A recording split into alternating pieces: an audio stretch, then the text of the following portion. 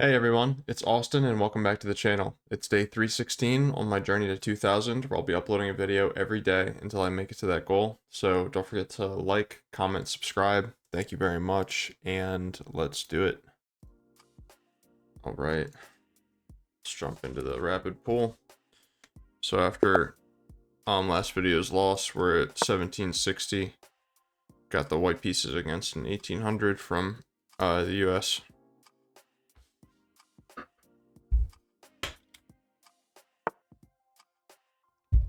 D4, D5.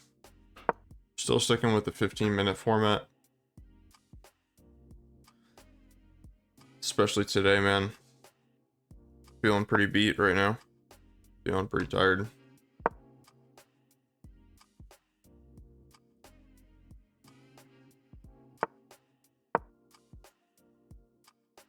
So we'll see if he closes it down or if he tries to develop his light squared bishop.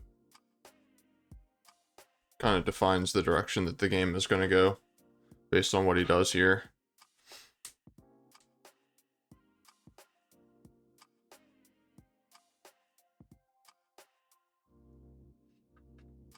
Very interesting how different it can be. Basically, our game plan, if he brings out his light squared bishop, is going to be to target this weak pawn, which is kind of our idea anyway, but him bringing out the light squared bishop actually can sometimes make it even weaker.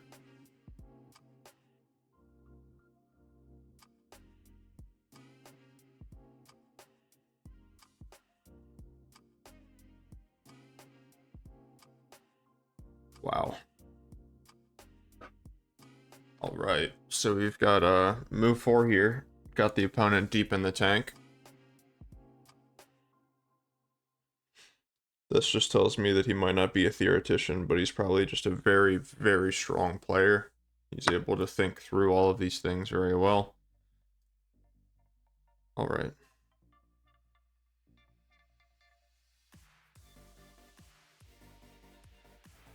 Let's go here. If he plays b5, we have 95 right away. If he plays a6, a4 is obviously the idea.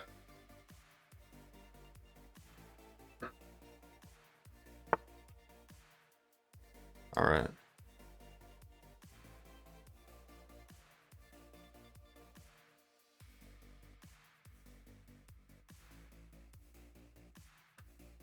Just thinking for a second here. That's going to limit what I'm able to do. Pawn controlling this square, obviously. But I still think castling is correct here.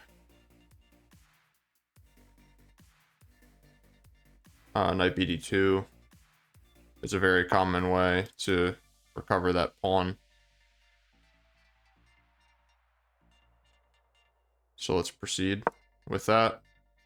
The nice thing about that is that it also reinforces e5.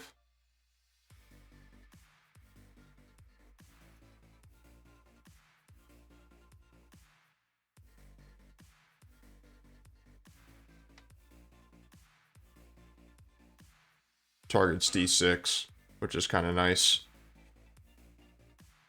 Bishop e7, I'm just going to take the pawn back, obviously.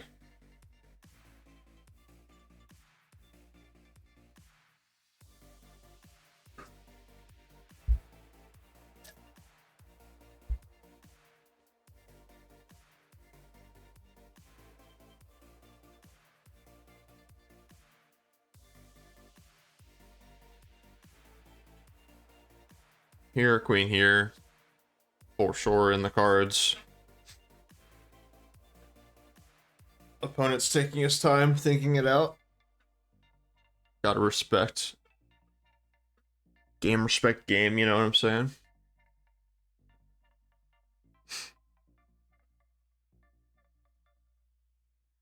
But so far, it's just been pretty normal stuff.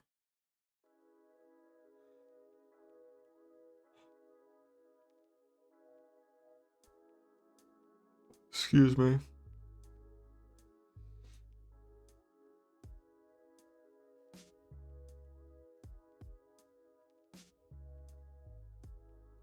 Wow.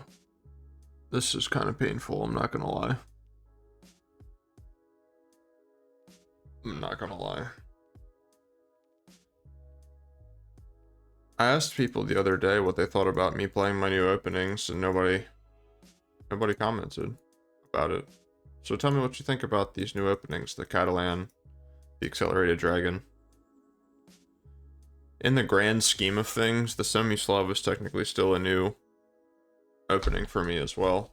I only started playing that probably around like day 30. Here we are sitting day 316. Is it 316? I think so. Whatever I said at the beginning. Wow, that's crazy. All right.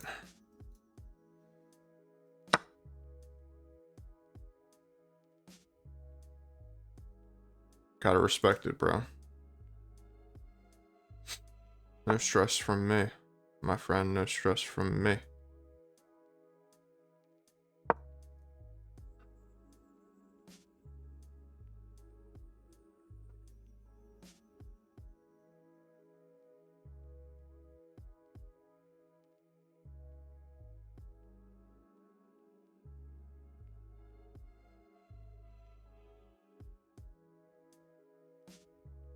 I've actually already thought about this quite a lot in the time that he spent making Bishop E7.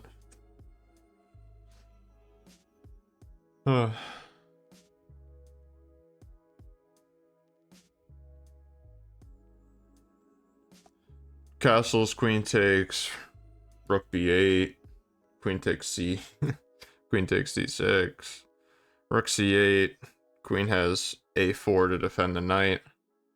Just up 2 pawns. Knight c d5 or knight c e5 on the way. Just like super solid. If I end up going up 2 pawns, it'd be really easy for me to just play e3 and just hang on with a better position as well.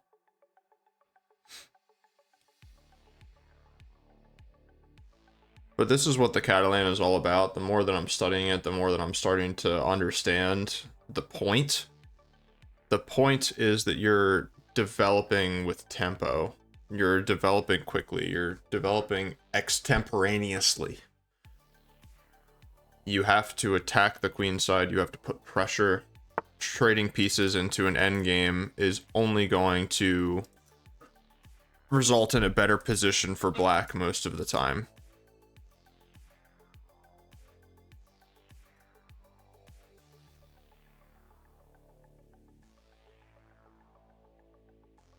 Now, if I can get rid of this bishop somehow, then this would be a fork. And that would be pretty exciting, I think.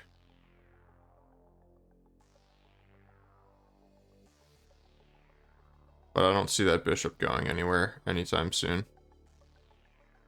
I could play this.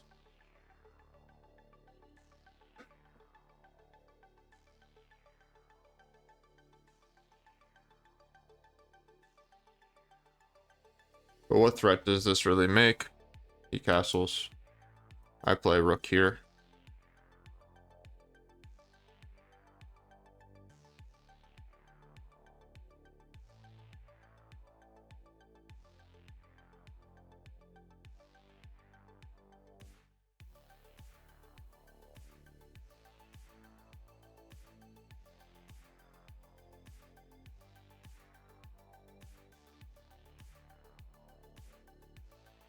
Still seems pretty strong. If he castles, rook here as a follow-up is huge. Just putting more and more pressure. We got the bishop poking holes. We're about to have this bishop going. I think knight f e5 is going to be more in the cards than knight c e5, because this d6 square is looking pretty juicy for me right now. Yeah, so let's go here. Undoubtedly.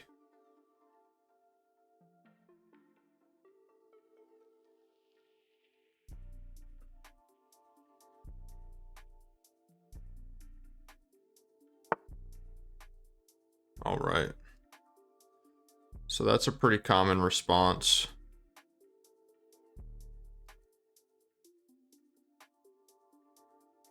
So I think I want to go here and then here to threaten the fork. Just keep it normal, keep it good. Here, same plan. Here, and then this is extremely loose in that position.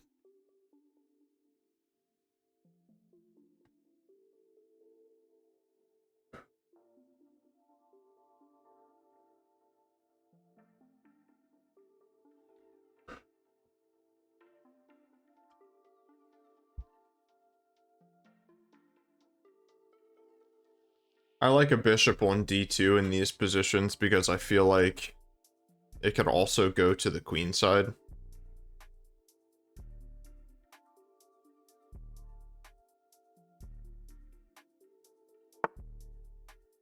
Interesting.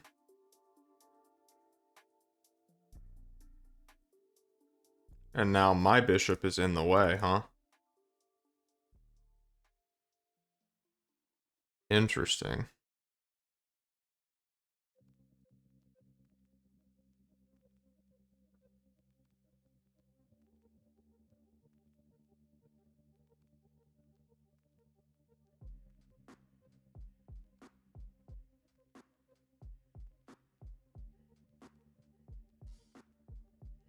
I don't like that bishop being there. I don't.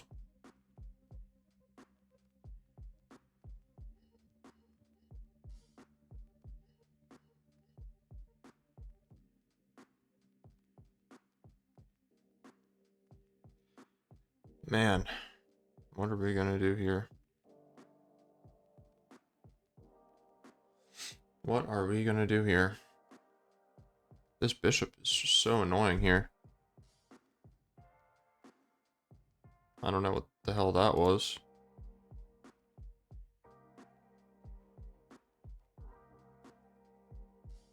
Alright. Backing up some files onto a hard drive. Naturally.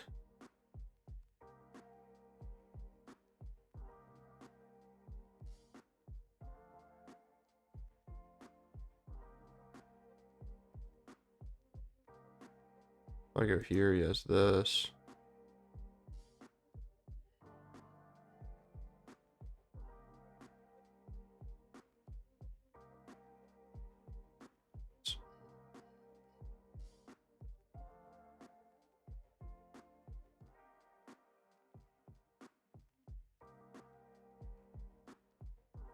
Kind of like this idea to then go queen here. Just displacing that bishop straight up.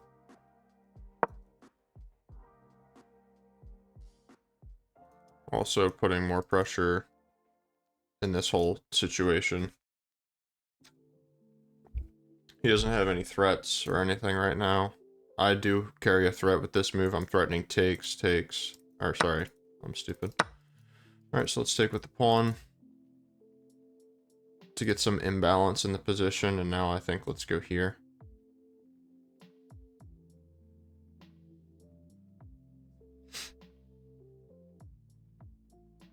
Now remember, team, we love a pawn on e5. It's very well suited for attacks on the king. That's not normally the plan in the Catalan. But right now I have a lot of central dominance and plenty of interesting ideas.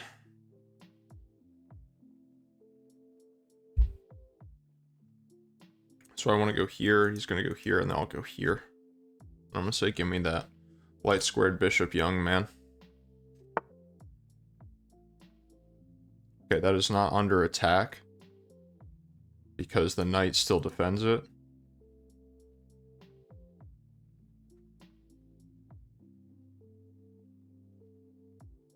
I guess this is his idea.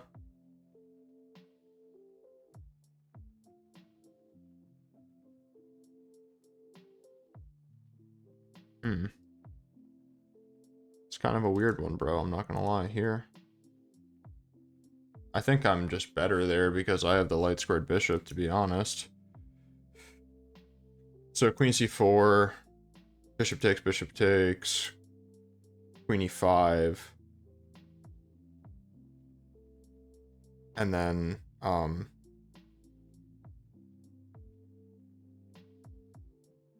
honestly, e4 to go bishop here and then push e5 again seems really strong. So let's try that.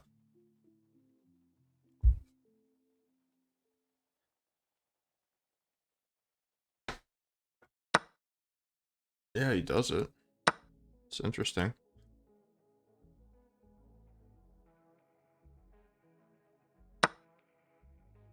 Yeah, I mean...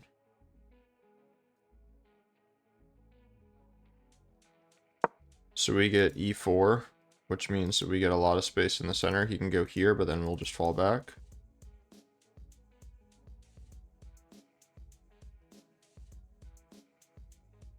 And that's actually taking away a good square from his knight now. He goes here.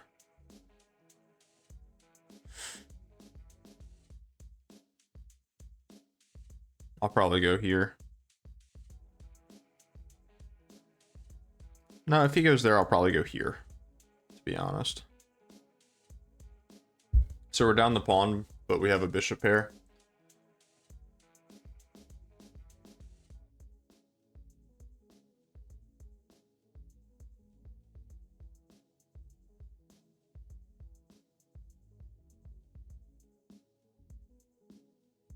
No, I really do like the idea of having my queen here so I can play a4, a5. Yeah, I do.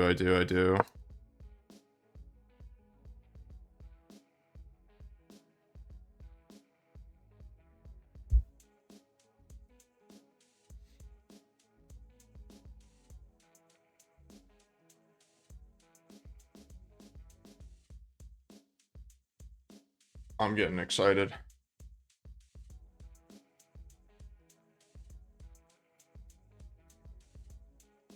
I think this would be a pretty big mistake. I can do this.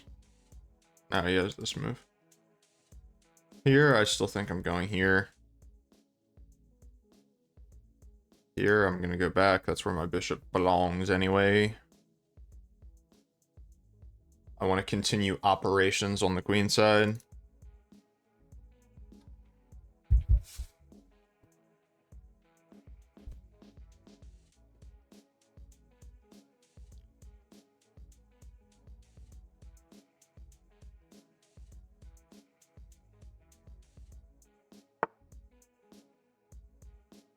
Interesting. Doesn't this just remove the defender of that straight up? Pretty sure it does.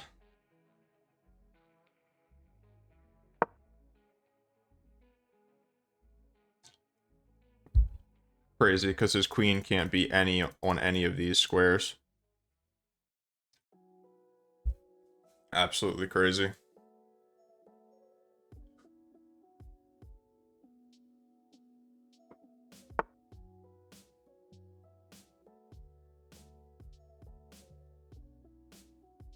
Same thing now. Now it's just skewering this, and now we win it.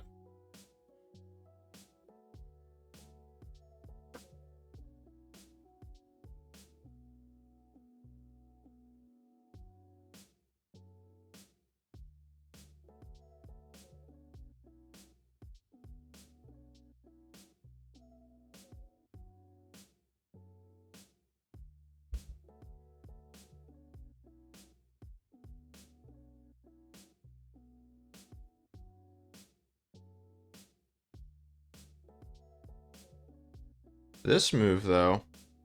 No, bishop takes and the queen defends this. Very interesting. Everything in my position is defended.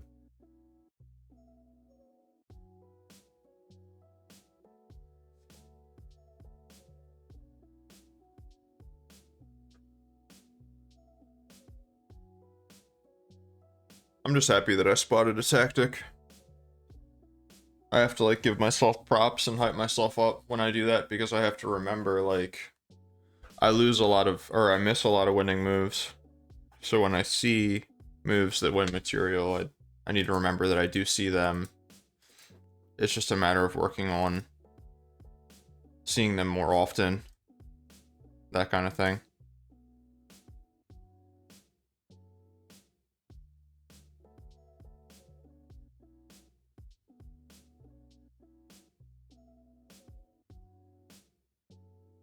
So he's really thinking here. He might go here. Takes. Here, takes. Here, takes. I don't care about doubling my pawns if I'm going up a piece for a pawn. I knew that he was going to resign, bro. This is a strong player. This is a really strong player, I can tell. Yeah, I played a 93, bro. Let's go. It's because, okay, the games that never reach the end game are the games that I score highest. Because, yeah, good times. So A4, anticipating this to go this. This is in the opening explorer now. So castles is the most common response to this. What did he play in the game? In the game, I think he played E6. 95 is the most common way.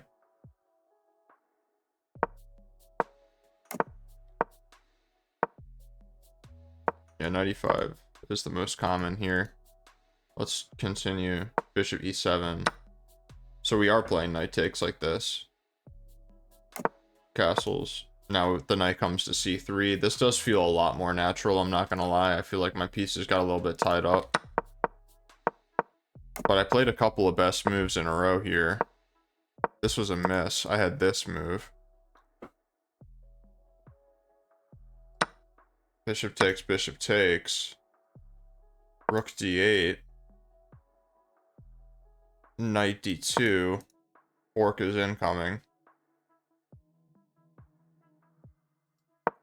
Knight comes here. Or bishop just backs up. Bishop backs up E4 anyway, obviously. And we're just like, this is everything that we want. And a frickin' basket of chips. 6. When there's a lot of letters in the notation, like knight 5 F6, I'm like losing my mind. Knight 5 F6. H3. H3 because I think we want to bring this back here, maybe? No, it's still saying bishop C5.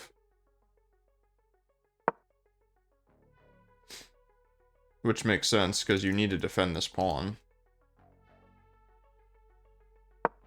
Knight FD7.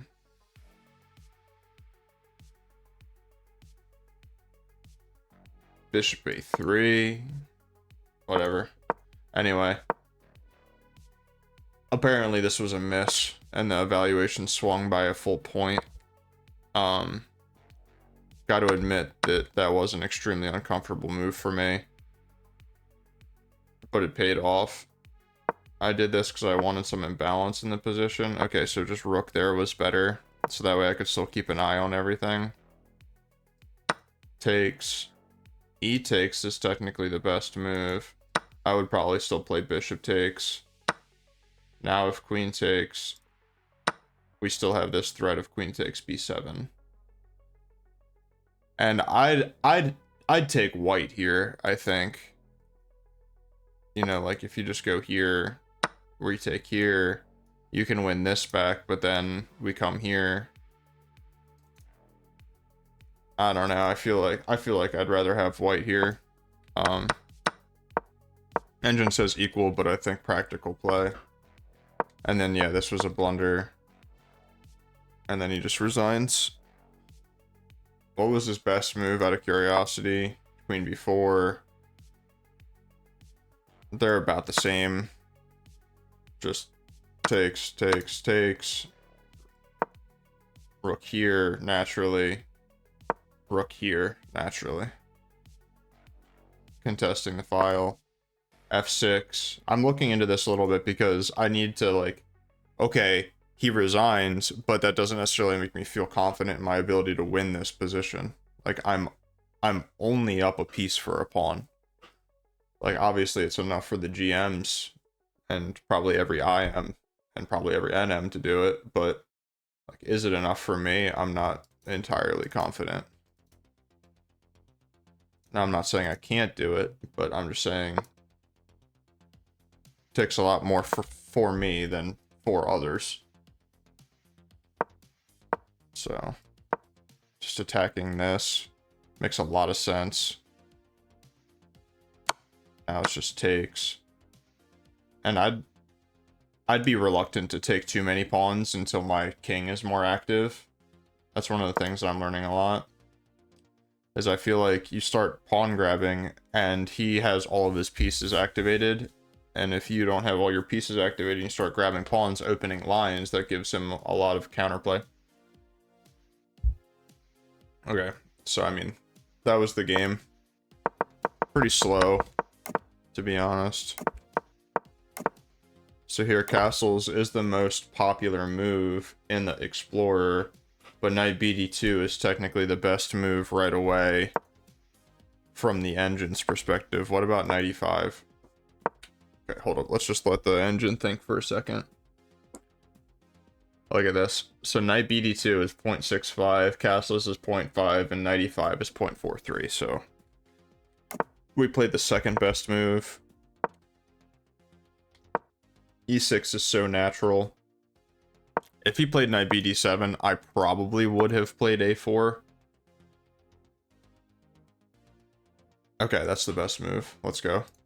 But anyway, guys, we're gonna call it there. Like I said, I'm pretty gassed. So, little 30-minute video. Got a win for the first time in a while, so we take those. Thank you guys very much for watching. I appreciate it as always, and I'll see you tomorrow.